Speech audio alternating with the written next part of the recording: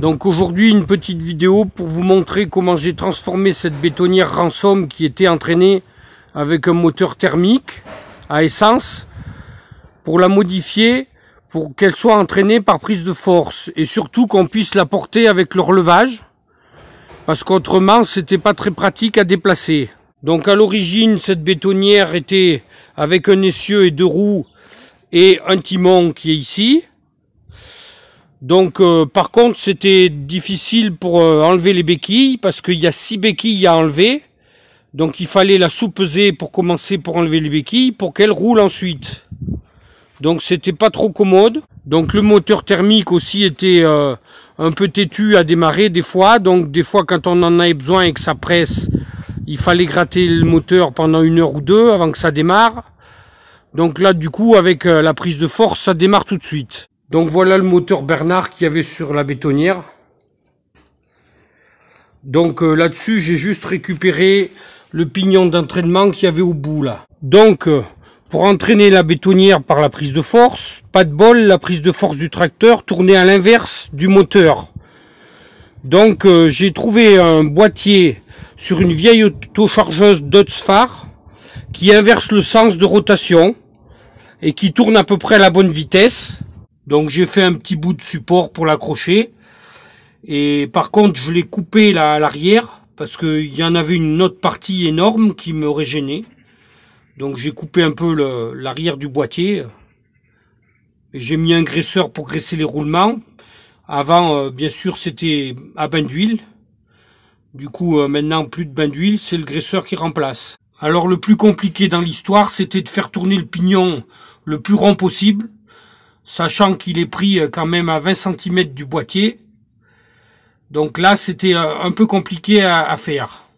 Donc j'ai fait un attelage avec un ancien châssis de dérouleuse, de botte. Donc par contre, il a fallu le modifier pas mal quand même. Hein. Il a fallu le rehausser là de 20 cm. Sinon, la poutre là tombait en face de la cardan. Et ensuite, il a fallu le rallonger aussi. Donc de à peu près 53 cm.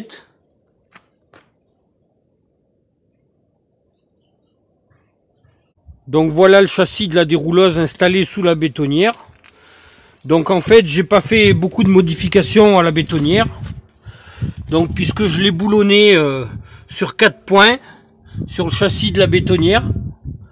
Donc juste 4 trous, j'ai juste fait 4 trous. Comme ça, rien n'est modifié. J'ai enlevé une roue pour que le châssis passe. Mais en fait, si on veut la faire rouler, on renlève le châssis et avec 4 boulons à enlever, c'est tout. Et elle roule. Alors pour fixer le boîtier, j'ai pas fait de modif non plus. Hein. J'ai refait une plaque avec sur glissière pour faire tendre la chaîne, comme c'était fait avant. Donc du coup on enlève cette plaque, on remet une autre plaque plate pour refixer le moteur thermique si on veut un jour. Rien n'est modifié vraiment quoi. Et alors le pignon du moteur c'est pareil, je l'ai boulonné au bout là. Du coup on peut le récupérer aussi. Alors j'aime bien cette bétonnière parce qu'en fait le panier là c'est vachement pratique. On se met à côté du sable et du gravier.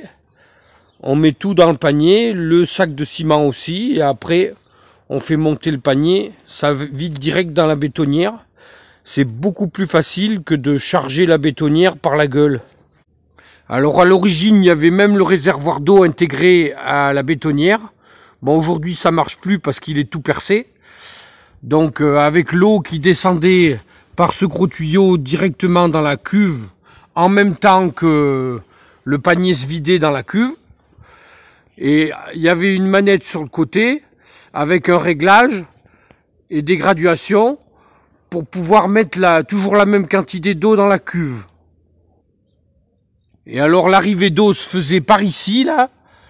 Donc on branchait un tuyau et il y avait un système de flotteur dedans que quand la cuve était pleine, le flotteur a bloqué l'arrivée d'eau.